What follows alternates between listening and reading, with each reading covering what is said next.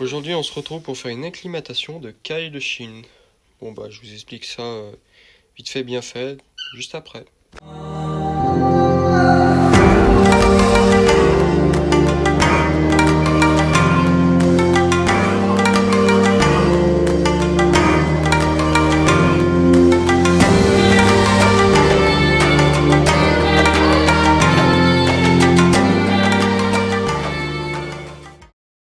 Bon bah, on va commencer déjà d'une par vous présenter la cage. C'est une cage à hamster de grande taille. C'est juste pour le temps qu'elle s'acclimate, tout ça, parce que là il fait très froid dehors, donc avant qu'elle rejoigne la volière, on les met là-dedans. Ça fait très bien, genre pour 2-3 mois, grand maximum. En litière, on en met du chanvre. C'est mieux que le copeau de bois, parce que le copeau de bois, ça fait beaucoup de poussière, et du coup, vu que les poumons d'oiseaux sont très sensibles, ça leur bloque les poumons après, donc c'est vraiment très mauvais pour eux. Donc pour des cailles de Chine, ce qui est obligatoire, du coup, c'est une gamelle d'eau, une gamelle de nourriture, de l'os de sèche que je vais aller chercher tout de suite juste après, et des abris, des perchoirs, des choses comme ça, parce que la caille de Chine, on a beau dire que ça vit au sol, ça aime quand même grimper. Personnellement, j'en ai gardé pendant un petit moment avec des mandarins. Le sol, je la trouvais souvent à côté des mandarins, sur les branches. Du coup, la cabane, on va la mettre ici, dans un coin, pour que la femelle puisse couver si au cas où elle veut couver. Parce que la caille de Chine couve dans la nature. Comparé à la caille qu'on a domestiquée, la caille du Japon, parce que la caille de Chine aussi est domestiquée. Mais on a moins sélectionné sur la viande, tout ça. Donc elle reste quand même assez sauvage comparée à la caille du Japon. Donc elle couve, elle continue à couver. Les gens qui ont des cailles de Chine, arrêtez de les mettre sous couveuse parce qu'après elles vont faire comme les autres cailles. Et on va devoir tout le temps acheter les couveuses. Enfin bref, et c'est pas bon. Ensuite, en alimentation, je leur mets du mélange exotique. Donc c'est la même chose que pour tout ce qui est diamant mandarin, les choses comme ça. Bon là je vous le présente vite fait, c'est un petit morceau d'os de sèche. Alors à quoi ça sert? Ça sert pour la formation du calcium sur les œufs, comme bien sûr sur l'ossature, tout ça. Moi là je vous en présente qu'un petit morceau, mais elles en ont un plus gros juste après. Et je vais le mettre dans l'alimentation, comme ça elles y ont accès en permanence. Cette gamelle là va servir pour le sable de fond de cage. Pour l'instant j'en ai pas encore, parce que je suis pas allé en acheter. Mais c'est pas important tout de suite. Mais il y a une de caille qui adore ça. Une de mes collègues m'a dit. Donc on lui mettra ça juste après. Donc on va leur mettre un peu de foin aussi. Parce que comme ça elle pourrait faire son nid avec. Et puis voilà. Et aussi on mettra plus tard. Parce que c'est pas le moment qu'elle coud. Parce qu'ils viennent juste de se rencontrer. Du poil de lapin angora. Comme sur les mandarins que j'ai mis du coup. Et ils ont pu faire un nid avec. Et pour l'instant quand je vous parle, il y a un œuf. Donc on verra bien si dans une dizaine de jours ça a marché ou pas.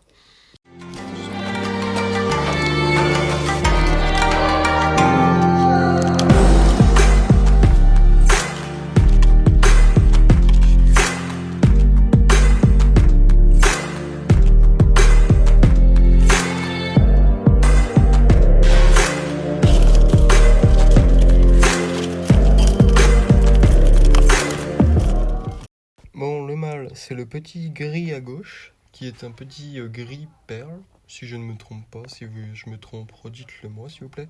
Alors, il est tout diplômé aux fesses, parce qu'il était avec des mandarins qui l'attaquaient en permanence, donc voilà. Et la petite à droite, la femelle, qui s'en va, c'est une petite classique, et franchement, je l'aime bien, moi. Même si elle est classique, elle est top.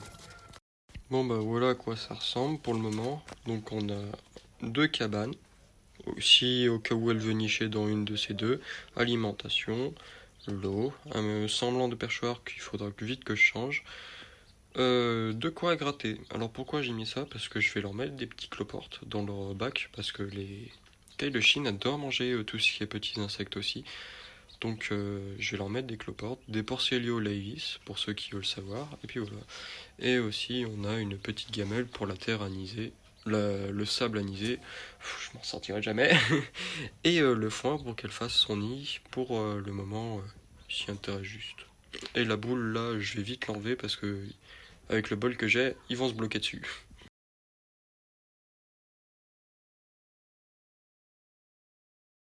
La caille de Chine, on peut y faire cohabiter avec tous les oiseaux quasiment.